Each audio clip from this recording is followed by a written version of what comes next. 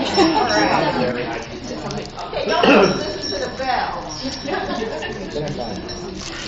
All right, we're going to resume with the second subject area for the boot camp. And again, welcome back to our college recruiting boot camp today, which is on how to recruit and hire diverse STEM candidates and grads.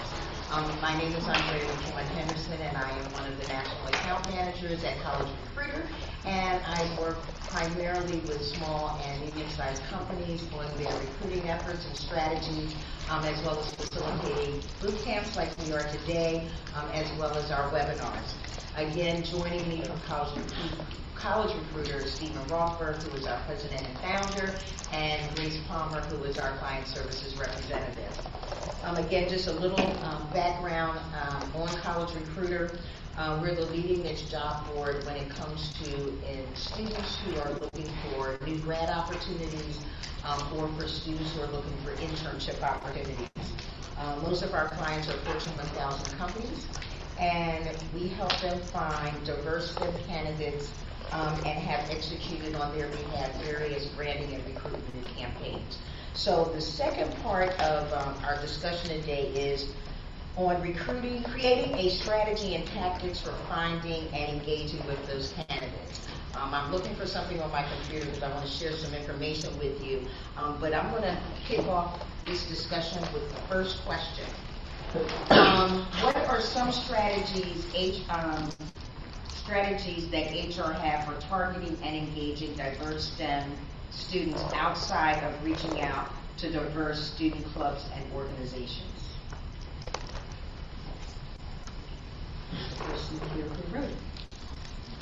Okay, go ahead, you can elaborate. So, I mean, I think we answered this question earlier. I don't think there's like a magic bullet, right? I think it's more engaging with the students, and the more they can see you and learn about you. I think, because obviously that question was, well, there's this, we tried this, and I don't know if it's working as much. Maybe it's because we only do it once, we don't really invest it, or, we've only done it once, right? So we're not doing it numerous amount of times. So, but I just didn't know if there's any other ideas of how to, you really attract the diverse STEM student on campus, if there's any other ways to engage them.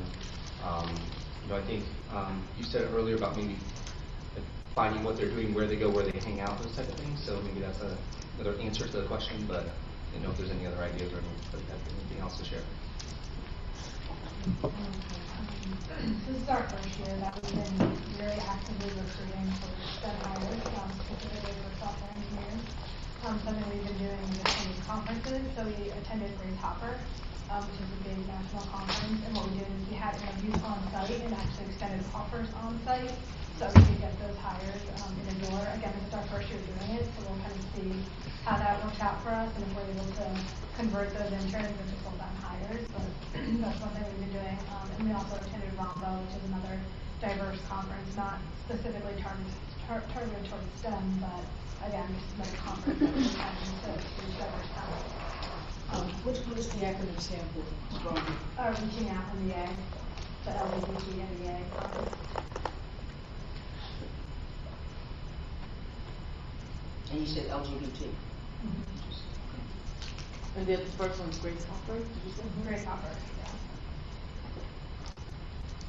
We attend Grace Hopper as well. We, Nesby, Chef, Upwork. I'm missing a bunch, I know. There's at least 12. That's, yeah. National Black. National Black. So we attend all of those as well. And then one of the schools where we get the most diverse talent is the University of Puerto Rico. Guys, don't go there now because I go there. You got a plan for November, right?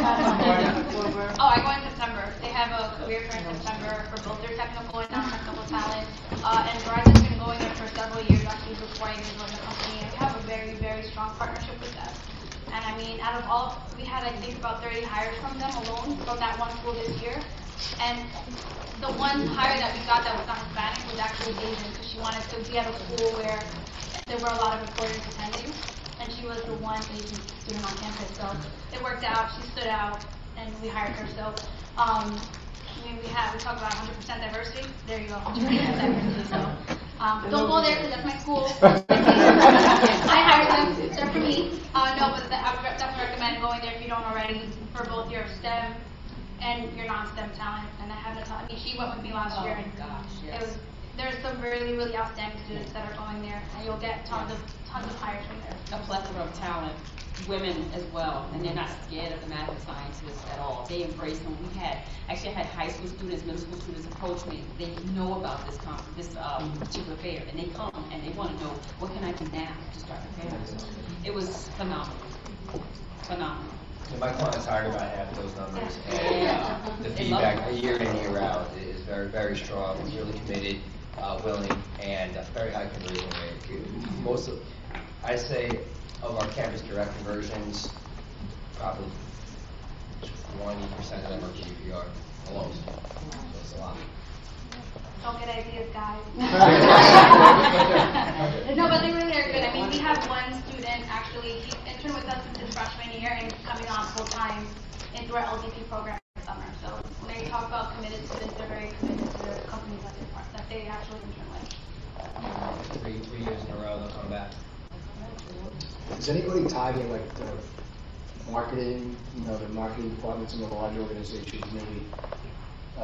Is there a constant collaboration between HR, recruiting, and marketing? Not only obviously, like Verizon, for instance, will market their products and services, but is there a marketing focus with, not only social media, but the different clubs and the different schools, and, not only what the company does, but, why it's attractive, what's going on in the employee community of the company? Is there, is anybody having people go out or doing like a public relations or PR or releasing a news release, a press release, with maybe that's focused more on what's happening amongst the employees and making it more attractive to that diverse pool? I would say at Verizon, there's definitely a collaboration with marketing. We do have a social media team that really focuses on our employer branding. So we do work very closely with our HR business partners to identify talent to feature on our website. We had a high school outreach event recently at Rutgers, and our PR team actually put an article out.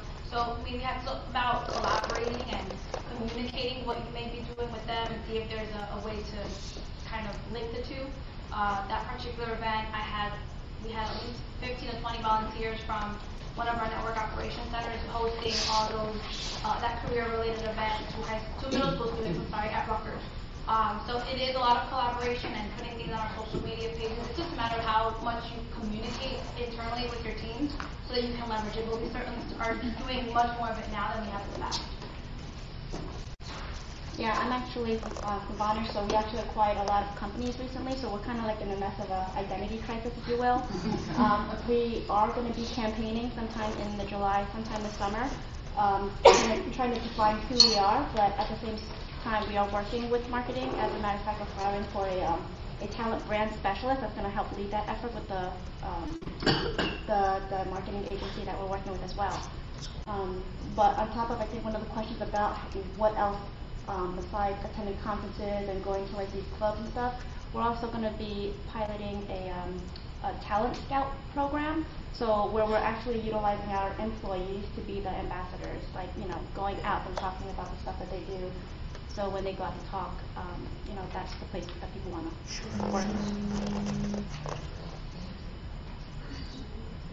No, that's different. I haven't heard that. Certainly I've heard companies talk about using their affinity groups and things like that, but kind of the talent scout program, it's almost like a ambassador program. Yeah, like basically everyone is a recruiter, right? Everyone that works at the company should be a reflection of that company. Where are you going to be going to do that? Where? Yeah, are you going to different campuses, or are you going out in Everywhere I get social media, just any networking events, things like that, things on campus.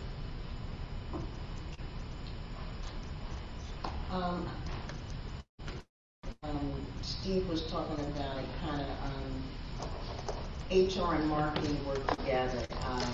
I just wanted to share this because I thought it was really interesting, because I know and I've worked with employers a long time, and some of you know me and have been in these type of forums with me before.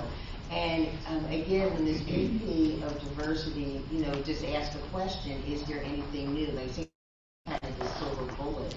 And there is no silver bullet. It's kind of everybody's still doing the same thing, and it's just a bet again how much and how often. So I'll give you an example, and someone asked me to talk about HBCUs, and we will in this dialogue. But one of the Fab Five, it's not just good enough to show up for a career fair and an info session and think that you're going to have this great impact on these candidates.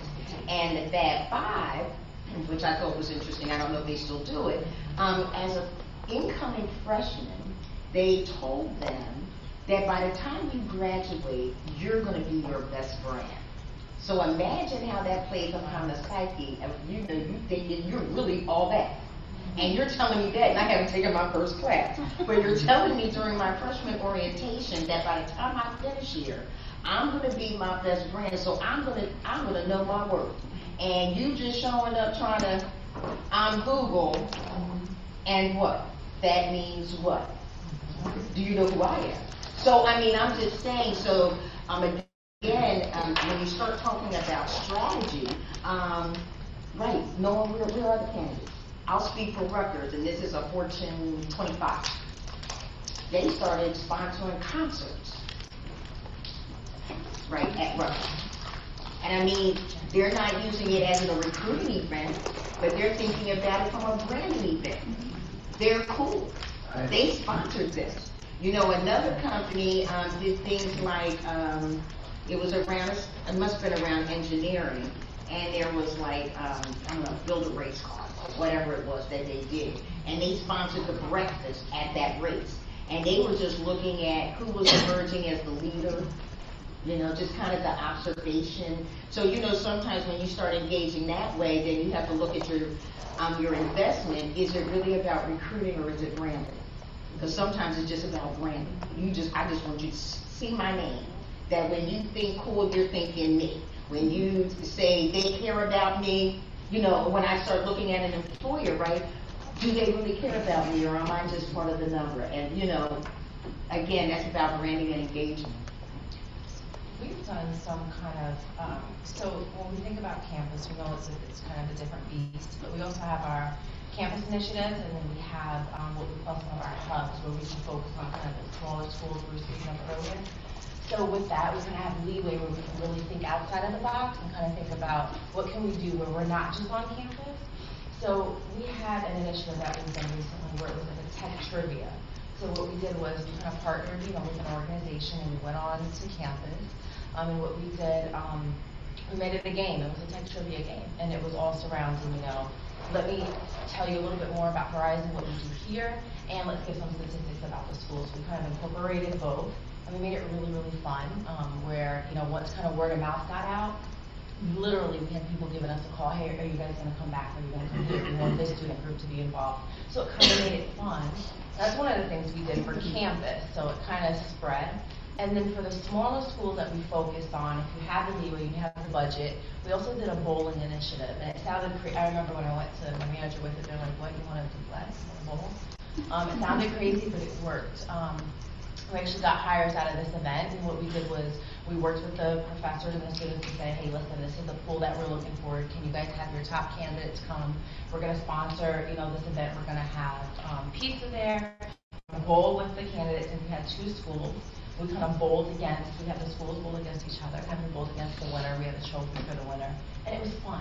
We just made it a fun event, and you know what we said is, as we have people kind of just standing around, you know, chat them up. We had our, you know, our supervisors there, our different leadership, our management, chat them up, get to know what they're about, but we want to make it a fun event.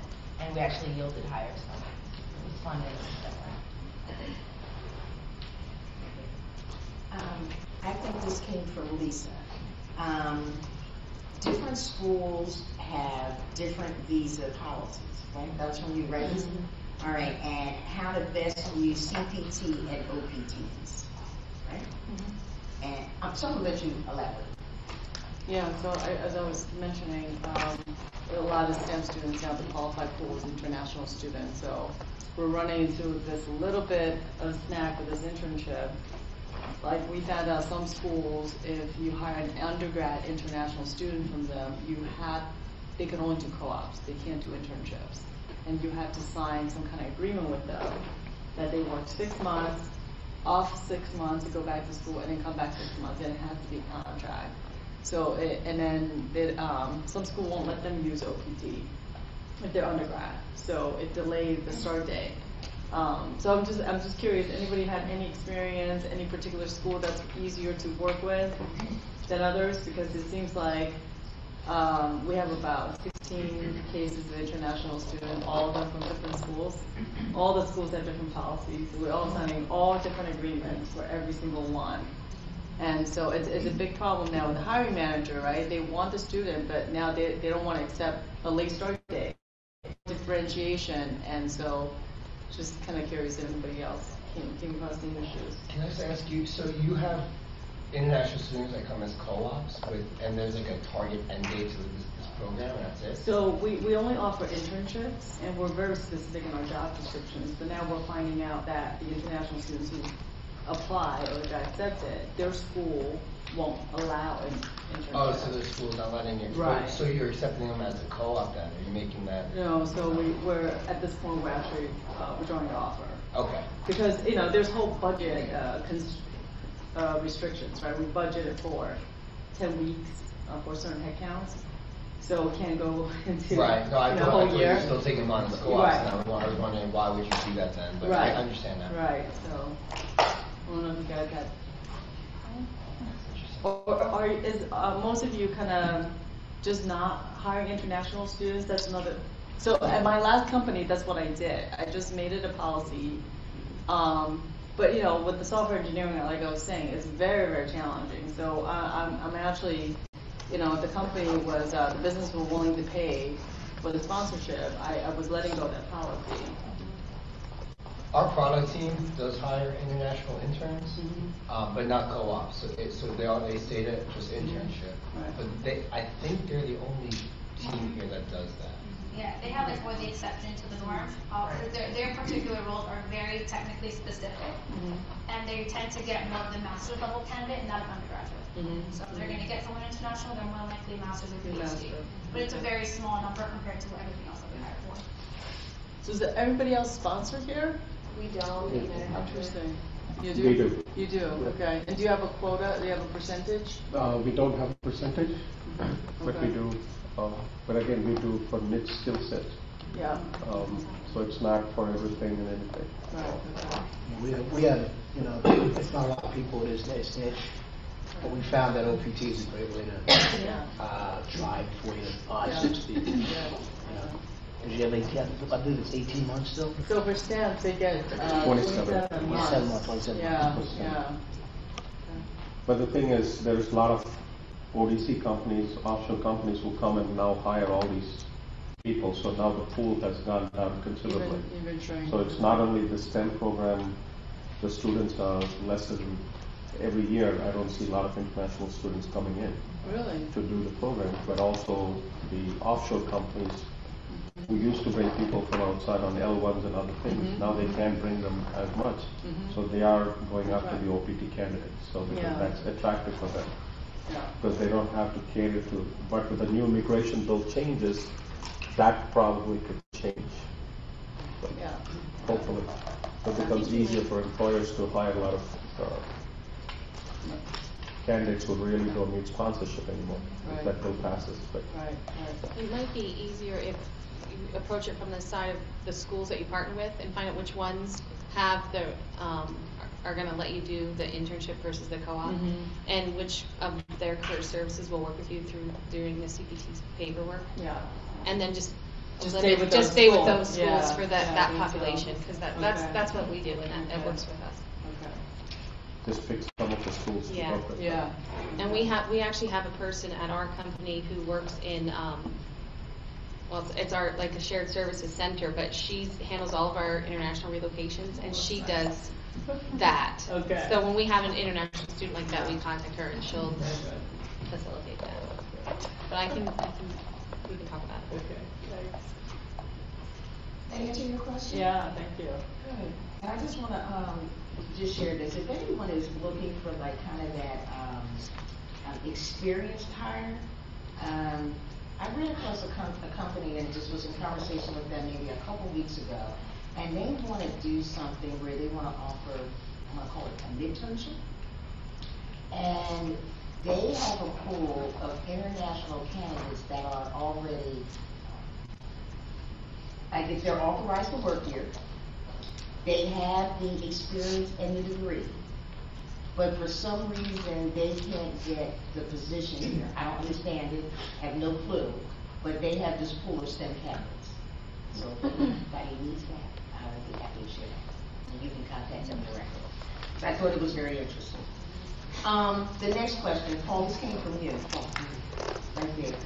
You asked best strategies for targeting. Would you answer that? You kind of talked about it? I think we already talked about it. Yeah. Okay, we're good. And you said, you might have talked about this too. Your company has begun looking into sponsoring STEM competitions? Yeah, I think that was a high school. At the high school level? Yeah. Okay. The one thing, just want to share a competition I went to. It was for engineering, and they did school competition, and it was seven schools across the U.S. and I think like a couple in Canada, and they had like this project. So they competed on the school level, and then the winner of the school came together and they competed, I guess, in that region. Then from there, that team came together and they competed nationally. And they presented it in front of, like, the president, the CEO, and all these hiring managers, and the global diversity manager was there. And these kids, like, was the most amazing presentation that I had ever seen, like way over my head, but just the thought that they put into it, their presentation style, all of this was observed by the hiring manager. And from there, they were able to compete on a global level. And at the end of the day, it was an internship at any location of their choice. And so I just thought it was something that was fun. It was something that was engaging, just the whole experience. Look, I'm still talking about it years later. I know these kids were talking about it years later, and it was like in Jersey. And I remember afterwards, like we went to Lion King, we went to someplace that we did like Italian, made our own Italian meal, and I know the females were like, can you take me to Canal Street? I'm like, we didn't have enough time to go to Canal Street. But it was an experience that really, gave exposure to these smart kids.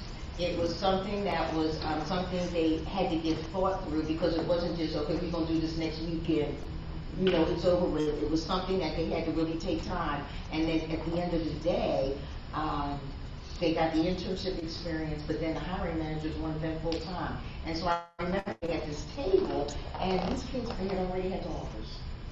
So even by the time they got to this competition, right, where I'm going to get in front of, these serious senior leaders, they had already had the offers. So that just told me again, that best and the brightest, like, you got to come. I just don't know what you do to get that best and the brightest. Someone asked the question, what is the best way to maintain your network of, and I guess keep your candidates engaged off season? You asked that question. Okay, so thank you, Steve. I think, I think you have to have, you have a marketing, sales, marketing program, right, for your company, revenue perspectives, right, revenue, but, what we're doing is part of newsletter that goes out. It doesn't only go out to decision makers, for instance. It does go out to people that are in our database, that have specific skill sets that are core functions within our organization. So at least they know what's going on with the company, what we're doing from a technical perspective, what our mission is, things of that nature. So at least they still know who we are from more of what the company does rather than what the hiring opportunity is. So it's more soft selling, soft engagement with them about what we do. Hi, my name is Jamila from March. We're an insurance broker, and one of the things that we actually hosted an event last week from one of our schools with Howard, and off recruiting season they host a program called the Summer Howard Intern School, and it's basically a week-long conference where they choose 50 of the best students in the insurance school, and they, towards the end of the week, they have a case study competition. But the week is filled with office visits or interactions with different insurance companies. So Marsh actually hosted a day in our Hartford office, and we were able to have interactions with candidates at different levels of their collegiate career. So we had experience with freshmen, sophomores, juniors, and seniors. So that's one way of really interacting with candidates off season, because our name was out there. You know, we were able to show them what our office is like, you know, off season. So that's probably one way of just maybe hosting office visits off season as well. Anyone else want to share around the engagement off season?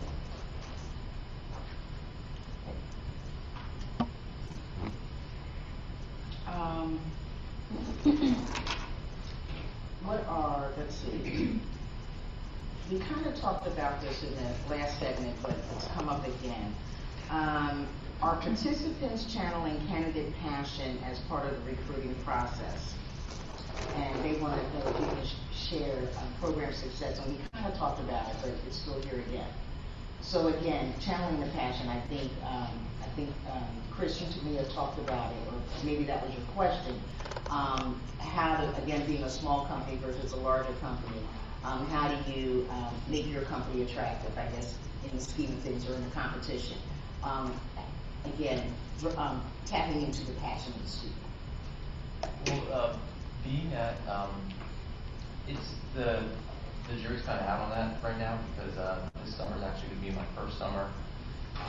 I actually had a few interns begin today, and the remaining will begin in the next week or two.